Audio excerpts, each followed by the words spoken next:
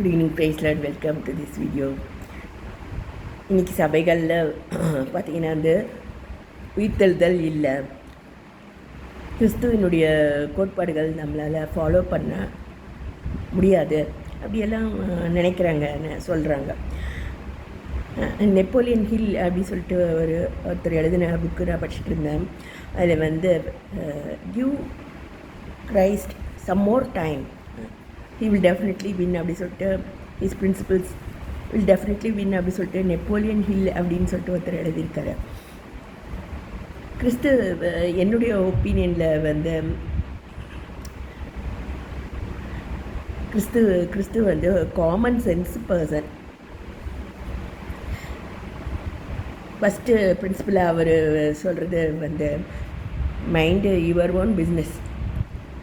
அப்புறம் வந்து you must first love தைசெல்ஃப். அப்புறம் தான் வந்து மற்றவங்களையும் நீ நேசிக்கணும் அப்படிங்கிறது கிறிஸ்துவனுடைய, அதுவும் ஒரு காமன் சென்ஸ் கோட்பாடு தான். ஸோ இது புக்கில் நான் படித்தேன். Many employers feel that advising their workers to mind their own business is bad for business, but for me, focusing on my own business and developing assets made me a better employee because I now had a purpose. I came in early and worked diligently, amassing as much money as possible so I could invest in the church. இதை நான் என்னுடைய 34 years engineering college கெரியரில் நான் follow பண்ணேன் rule, கர்த்தருடைய rule இது.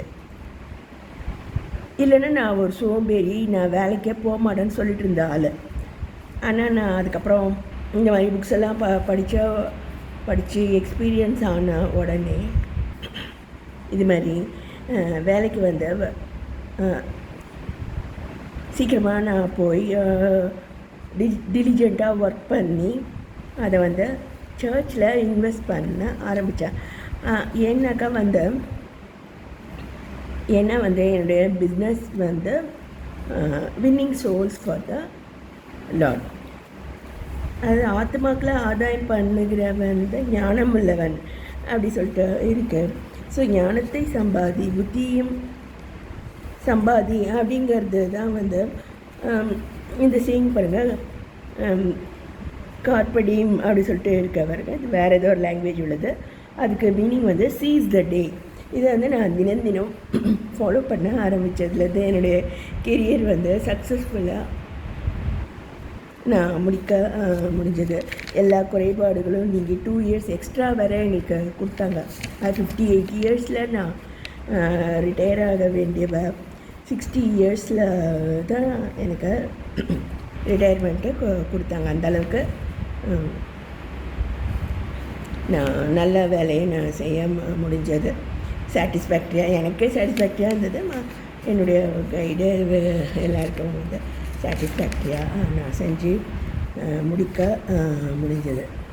அது வந்து எனக்கு I have the most timely information.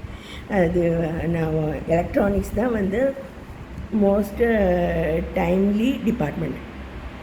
ஏன்னா நிறைய பேர் அதை விரும்புகிறாங்க, வந்து சேர்றாங்க.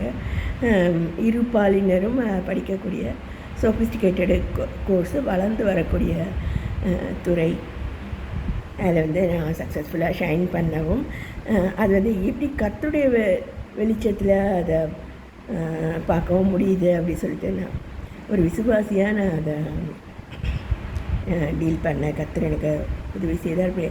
மேலும் வந்து திறப்பின் வாயிலில் நான் நிற்கக்கூடிய நிறைய வாய்ப்பை கூட எனக்கு கொடுத்தாரு. ஏன்னா நிறைய சபைகள் வந்து they think electronics is bad.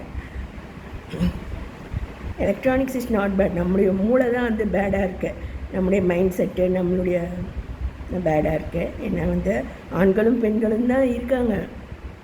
நம்ம திரையில் பார்க்கறத விட அக்கம் பக்கத்தில் பார்க்கக்கூடிய காட்சிகள் அதிகமாக இருக்கலாம். ஸோ நம்முடைய மைண்ட் செட்டு தான் வந்து எல்லாத்துக்குமே காரணம். நம்ம பாவம் செய்கிறோன்னா அது நம்முடைய மைண்ட் செட்டு தான் காரணமே தவிர எலக்ட்ரானிக்ஸோ இல்லை மீடியாவோ காரணம். இல்லை அப்படி சொல்லக்கூடிய வேல்யூபிள் இன்ஃபர்மேஷன் என்கிட்ட கத்தர் கொடுத்து என்னை திறப்பின் வாயில் நிறுத்தினதுக்காக நான் அவருக்கு நன்றி செலுத்துகிறேன்.